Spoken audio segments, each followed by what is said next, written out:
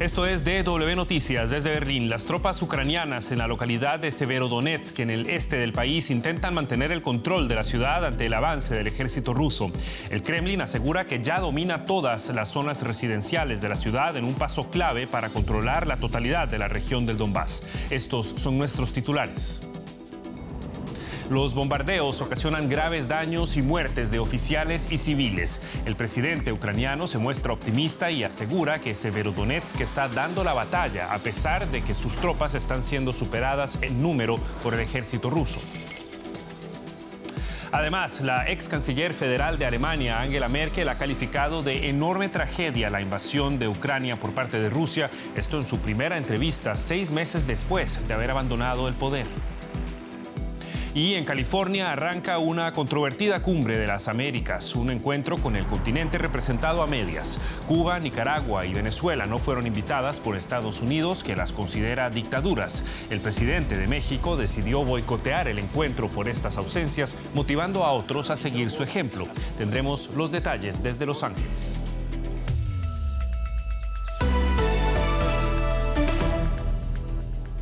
Los saluda Javier Arguedas, bienvenidos.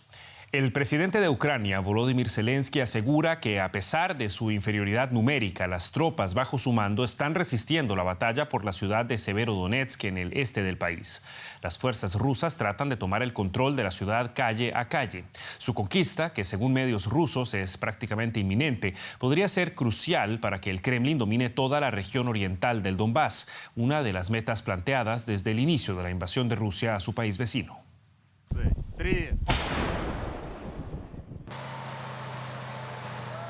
Infligir el máximo daño posible. Ese es el objetivo de Moscú, que ha publicado estas imágenes de sus obuses en acción. En el este de Ucrania, la destrucción es más que patente. Muchos de los que siguen allí lo han perdido todo.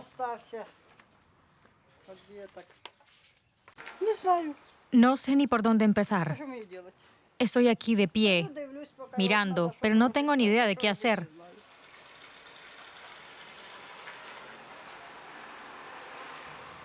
Empiezo a llorar, me calmo, luego lloro una y otra vez. El foco de atención se centra ahora en Severodonetsk, una ciudad que podría ser crucial para que Rusia se haga con el control del Donbass. Ucrania afirma que sus tropas están en inferioridad numérica, pero se mantienen firmes. Nuestros héroes no ceden posiciones en Severodonetsk. Allí prosiguen los combates callejeros. El ejército ruso está tratando de desplegar fuerzas adicionales en dirección al Donbass. Pero es el día 103 de esta guerra y el Donbass ucraniano sigue en pie, se mantiene firme. El coste de la resistencia ha sido alto. Mientras Rusia amenaza con represalias, Ucrania pide más armas a Occidente. Para sus tropas asediadas, de ello puede depender la vida o la muerte. Entre tanto, la ex canciller alemana Angela Merkel concluyó esta noche en la televisión pública su primera entrevista desde que abandonó el poder el año pasado. En ella, Merkel calificó de enorme tragedia la guerra en Ucrania, un conflicto sobre el que se esperaban con mucha antelación sus comentarios, ya que aquí en Alemania la acusan de haber mantenido una posición demasiado tibia con respecto a Rusia durante sus 16 años de mandato. En meses recientes, Merkel había dicho que no deseaba pronunciarse para no torpedear la actuación del actual gobierno alemán y que apoyaba todos los esfuerzos para detener la contienda. Me había planteado el tiempo tras mi mandato de otra manera, y con el 24 de febrero se produjo un cambio brusco que naturalmente me preocupa mucho. Pero si me pregunta por lo personal, cesé voluntariamente como canciller federal y eso es también una agradable sensación. Y luego me planteé hacer un par de cosas diferentes, lo que también es una buena sensación. Pero naturalmente sigo siendo una persona política y por ese motivo me encuentro estos días, como otras muchas personas, deprimida en ocasiones. Y prestando muchísima atención a esas declaraciones, a esa entrevista de Angela Merkel, estaba, por supuesto, nuestro analista político, Andrés Goldschmidt, quien se encuentra en nuestro estudio parlamentario. ¿Qué tal, Andrés? Muy buenas noches para vos. Bueno, la pregunta que, por supuesto, todo el mundo se plantea es si Merkel hizo alguna autocrítica sobre la política de su gobierno y de su gestión frente a Rusia. ¿Qué tal, Javier? No lo llamaría autocrítica en el sentido que en general le damos. Sí, dijo Merkel que mira críticamente y se pregunta qué más podría haber hecho, aunque aclaró que no piensa que debía pedir disculpas por lo hecho. Consideró algunas de las críticas que se le hacen. Por ejemplo, justificó esa negativa de Alemania a que Ucrania entrara en la OTAN en 2008, en esa cumbre en Bucarest, y dijo que Ucrania en ese momento no era ni mucho menos la Ucrania de ahora, no era una democracia consolidada, y además que consideró que hubiera sido una provocación para Putin, que con certeza hubiera reaccionado. Y además también consideró, por ejemplo, los términos onerosos para Ucrania en términos de territorio y políticos que tuvieron los acuerdos de Minsk, pero aquí también Merkel dijo eso hubiera evitado males mayores para Ucrania sobre todo. Y sí hizo una crítica, no solo para ella, sino para líderes europeos, en no haber podido encontrar para el tema de la arquitectura de seguridad en Europa una solución aceptable no solo para Europa Occidental, sino también para Rusia. Y esto va a traer seguramente mucha polémica. Pero quienes esperaban que la conversación de hoy fuera un mea culpa público de Angela Merkel se habrá ido desilusionado. Y sin embargo, Andrés, sabemos que en estos días muchas cosas se relativizan, tal vez también la percepción tan positiva que tenía el gobierno de Angela Merkel. ¿Cómo afecta la guerra en Ucrania al legado de Angela Merkel? Bien, eso no tiene una respuesta única o por lo menos una respuesta fácil.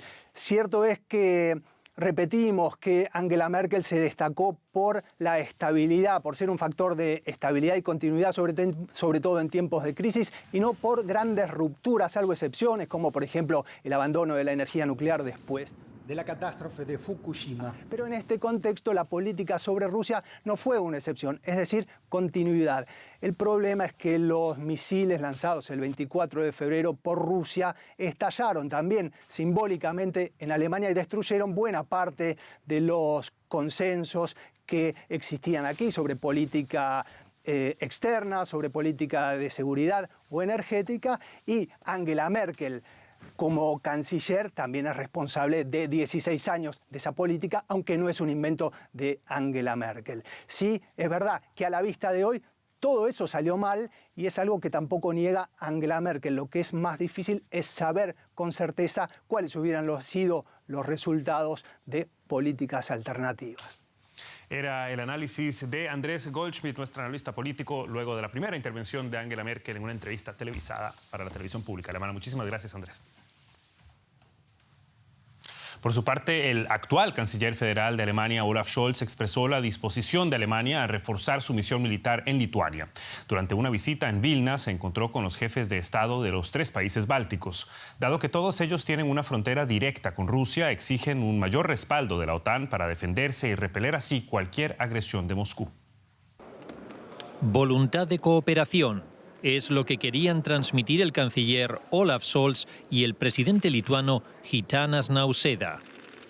Ambos anunciaron preparativos para una ampliación del grupo multinacional de combate de la OTAN, actualmente estacionado en Lituania. Scholz rechazó además las críticas al apoyo alemán a Ucrania. Seguiremos apoyando a Ucrania con el envío de armas. Alemania lo hace con más intensidad que muchos de los demás países y continuaremos haciéndolo a corto plazo mientras sea necesario para repeler la agresión rusa. Pero las palabras no bastan para Ucrania y los socios de la OTAN, que presionan a Berlín para que refuerce su apoyo militar. Otro punto de tensión son los intentos de Alemania de mediar con Moscú, aunque sea vía telefónica. Creo que nuestros colegas tienen siempre el derecho a aprobar todas las opciones que quieran, aunque esta no es la posición de Lituania. Creemos que es difícil dialogar con un jefe de Estado que quiere redefinir las fronteras en el siglo XXI. La reunión de este martes pretendía mostrar la unidad de la OTAN. Pero el apoyo alemán se mide por las armas y soldados que pone a disposición tanto de Ucrania como de sus aliados en la OTAN. Continuamos ahora con la economía. Como ven, está ya con nosotros Andrés Blumenkrantz y noticias también que conciernen a América Latina. Andrés. Sí, nos vamos primero a Argentina, Javier, porque allí el gobierno del presidente Alberto Fernández ha enviado al Congreso un proyecto de ley para capturar lo que llama parte de la renta inesperada obtenida por grandes empresas a raíz de los aumentos de precios internacionales a causa de la guerra en Ucrania. Ya venían en alza a causa de la pandemia. Presentando esta iniciativa, Fernández destacó que la guerra significa un riesgo para millones de seres humanos y que muy pocos ganan muchísimo. La iniciativa propone crear un impuesto del 15% adicional en la renta, definido como la ganancia neta mayor a la de 2021, que se sumará a lo que anualmente pagan las empresas por concepto de impuestos a la renta clásica.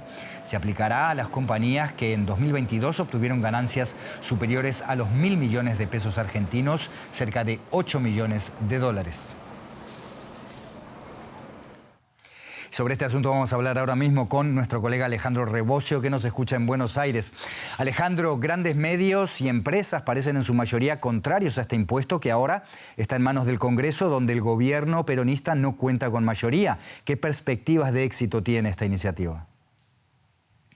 Es difícil que tenga éxito porque el gobernante Frente de Todos, peronista, carece de mayoría tanto en la Cámara de Diputados como en el Senado y necesitará votos de legisladores independientes para poder ser aprobado. En los últimos tiempos al peronismo le está costando mucho lograr mayorías en el Congreso. Sin embargo, a fines del año 2021 hubo una ley que incrementó el impuesto a los patrimonios altos de las grandes ricos de Argentina y se consiguió con el apoyo de diputados socialistas y de la izquierda. Y Alejandro, ¿cuáles sectores de la economía argentina serían los más afectados por este impuesto a la renta extraordinaria? El gobierno de Alberto Fernández no definió a un sector en particular, como han hecho, por ejemplo, Italia y Reino Unido con los proyectos de impuestos extraordinarios para el sector energético beneficiado por la guerra de Ucrania. El gobierno apunta a todos los sectores que hayan mejorado su margen de rentabilidad, no por un aumento de las ventas con respecto a 2021, sino por aumentos de precios. Eso abarca, por supuesto, sectores de alimentos, sectores de energía, pero también otros sectores que no están tal vez directamente relacionados con el conflicto bélico. Y con una medida como esta, Alejandro, ¿está arriesgando el gobierno un nuevo enfrentamiento con el campo como el que tuvo Cristina Kirchner y que hasta ahora Fernández ha intentado evitar a toda costa? Por ahora no parecería que vamos camino a un enfrentamiento como el que hubo entre el gobierno peronista y el campo en 2008 por un aumento de impuestos a la exportación. En este caso, este impuesto a la renta inesperada no afecta a los pequeños y medianos agricultores, sino que apunta a las 600 grandes empresas de Argentina. A su vez, de esas 600, el gobierno estima que solamente unas 300 van a mejorar el margen de rentabilidad y terminarán pagando este impuesto a la renta inesperada. Por lo tanto, no se espera por ahora un conflicto con el campo. Esta reticencia de Fernández, Alejandro, a ir a por los ingresos de los sectores más beneficiados de la pandemia y de la guerra está en la raíz de las diferencias con sus socios kirchneristas. ¿Puede esta iniciativa limar las asperezas? Yo creo que esta iniciativa de Alberto Fernández justamente busca limar estas asperezas con la vicepresidenta Cristina Fernández de Kirchner, porque Cristina Kirchner y su gente están reclamando una mayor redistribución de los ingresos y de la riqueza en una economía argentina que se está recuperando de la pandemia y justamente este proyecto busca contener a esos sectores kirchneristas dentro del gobierno peronista. También hay otro proyecto que busca perseguir a los patrimonios que están de argentinos en el extranjero ocultos y también eso buscará calmar las aguas dentro de la coalición oficialista. Alejandro Rebosio en Buenos Aires, gracias. Hasta cualquier momento. Gracias a ustedes. Y las medidas que los empresarios argentinos le piden a su gobierno son las que quiere implementar en su país el presidente brasileño Jair Bolsonaro, que se propone reducir el gasto energético de sus ciudadanos con un recorte de impuestos a los combustibles para vehículos y para el gas de cocina. Una maniobra para bajar los precios precisamente a 4 meses de las elecciones presidenciales. Con este objetivo, Bolsonaro ha anunciado el envío al Congreso de un proyecto de enmienda constitucional que permita intervenir estos precios y reducir los impuestos que se les aplican. Detrás de Ignacio Lula da Silva en los sondeos de cara a las presidenciales, Bolsonaro trata desesperadamente de controlar la inflación que supera el 12% en los últimos 12 meses. Y para hablar de lo que sucede en Brasil, contamos con Marcelo Silva de Sousa, que nos escucha en Brasilia. Marcelo, el precio de la gasolina es una de las variables económicas clave para cualquier presidente en busca de la reelección. ¿Qué es lo que va a hacer Bolsonaro dentro de pocos meses? ¿Cuánto hay en esta propuesta de planificación económica? ¿Cuánto hay de electoralismo? ¿Qué tal, Andrés? Buenas noches. Bueno, una medida que fue recibida aquí en Brasil por algunos economistas que la calificaron como electoralista y poco sustentable en el mediano y largo plazo. Esto porque se trata de una medida que tendrá fecha de inicio si es aprobada por el Congreso y al mismo tiempo una fecha final de caducidad el 31 de diciembre y que llega justamente a 4 meses de las elecciones, cuando las encuestas manifiestan que la principal preocupación de los brasileños es la economía y en especial la inflación, que viene siendo empujada desde hace más de 9 meses en 2 dígitos por las subas de los combustibles. Y una medida que tiene un blanco claro, que es lo que hace especular con que se trata de un plan meramente electoralista, y es que el gobierno va a desembolsar entre 5.000 y 10.000 millones de dólares para compensar las arcas de los estados, de las provincias, pero con fondos extraordinarios, que no está muy claro de dónde saldrán. Algunos especulan que este dinero podría venir de la venta de Electrobras, la compañía de energía que acaba de ser aprobada su privatización y cuyas acciones todavía no se negociaron. En definitiva, se trata de un plan que muchos ven como una gran bala de plata del gobierno para intentar aliviar en el corto plazo los bolsillos de los brasileños, con un impacto desinflacionario muy claro en el corto plazo, pero que no será sustentable seguramente en el largo plazo y que va a tener un costo fiscal muy alto. Precisamente, Marcelo, las rebajas de impuestos en commodities, sobre todo durante periodos de alza de precios, suelen ser efectivamente canceladas al poco tiempo por nuevos aumentos. ¿Por qué no habría de suceder esto en este caso? Bueno, en efecto, Andrés, ese es uno de los grandes temores de que Brasil desembolse una gran suma de dinero que va a salir de las arcas del Tesoro y que en definitiva en los puestos de conveniencia no tenga ningún impacto para los consumidores brasileños. Economistas estiman que si las condiciones actuales del barril del petróleo y de la cotización del dólar, el otro gran factor que explica los precios de los combustibles aquí en Brasil, se mantuvieran estables, podríamos ver rebajas de entre 10 y 20% en los diferentes tipos de combustibles. Pero claro, está el factor dólar, está el factor institucional en un Brasil que va a tener elecciones en el segundo semestre y que muchos vaticinan como las elecciones más tensas desde la redemocratización. Y también está claro la desconfianza del mercado, que hoy recibió esta medida como improvisada y el dólar rápidamente se disparó más de 1,5%. Esto sin duda va a tener impacto en los puestos de conveniencia, en los precios finales de los combustibles y en definitiva, si el gobierno no consigue mantener esta variable y por otro lado, si la guerra en Ucrania sigue y tal vez empeora, probablemente el Estado brasileño habrá gastado una cantidad de dinero muy importante que no necesariamente va a repercutir en un alivio para los bolsillos de los brasileños. Marcelo Silva de Sousa en Brasilia, gracias por estas informaciones. Hasta la próxima. En Brasil nos quedamos con Javier Arguedas. Efectivamente, Andrés, muchas gracias. Y es que la policía interrogó a 4 personas tras la desaparición del periodista británico Dom Phillips y el indigenista brasileño Bruno Pereira. Phillips realizaba una investigación para un libro cuando desapareció junto al Pereira en el Valle del Javari, en el estado de Amazonas. El presidente brasileño Jair Bolsonaro calificó hoy de aventura no recomendable esta expedición de estos 2 hombres. La Policía Federal y la Marina reanudaron las operaciones de búsqueda en el Valle del Javari, mientras Bolsonaro afirmaba incluso que pueden haber sido ejecutados. Phillips colaboró en el pasado con diarios como The Guardian y The Washington Post y Pereira trabaja para la Fundación Nacional del Indio. Ambos habían recibido amenazas por su labor sobre temas medioambientales. La región en la que desaparecieron es de difícil acceso y ha sido escenario de creciente violencia por parte de la presencia de mineros, cazadores y pescadores ilegales. La 9ª edición de la Cumbre de las Américas arranca en Estados Unidos y desde ya genera más antelación por los países que no asisten al evento que por los que sí participan. La negativa de Washington de invitar a los mandatarios de países como Venezuela, Cuba y Nicaragua por cuestionar su legitimidad democrática generó que otros prominentes invitados, como el presidente de México, decidieran no asistir. Ahora el anfitrión parte con una postura debilitada en un Congreso que debía reposicionarlo como líder indiscutible de la región. Los Ángeles da la bienvenida a los participantes en la 9ª Cumbre de las Américas, que ha puesto en evidencia las diferencias entre Washington y la región. El malestar por la lista de invitados se ha convertido en el obstáculo de entrada. Y no voy a la cumbre porque no se invita a todos los países de América. El gobierno de Estados Unidos confirmó que no invitó a los gobiernos de Cuba, Nicaragua y Venezuela, aunque sí espera a representantes de la sociedad civil de estos 3 países. La posición de Biden asume que no se debería invitar a dictadores. Pese a ello, la portavoz de la Casa Blanca no ve menguada la influencia de Washington en la región. Estados Unidos sigue siendo la fuerza más poderosa para abordar los desafíos que enfrentan los pueblos de las Américas en materia de desigualdad, salud, clima y seguridad alimentaria.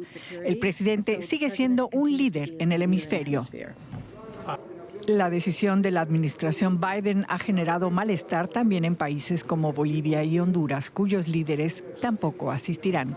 El presidente de Guatemala, Alejandro Yamatei, tampoco viajará a Los Ángeles argumentando motivos de agenda. Y el mandatario de Uruguay, Luis Lacalle Pou, canceló debido a un contagio por COVID. La cumbre arranca propiamente el miércoles con una reunión a nivel ministerial, pero con ausencias en protesta a la lista de invitados.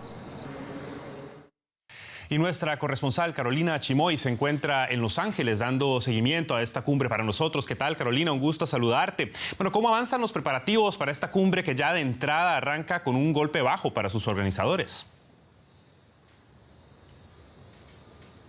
Ya han llegado algunos jefes de Estado, Javier. Ayer llegó el presidente de Chile, el presidente de Panamá también.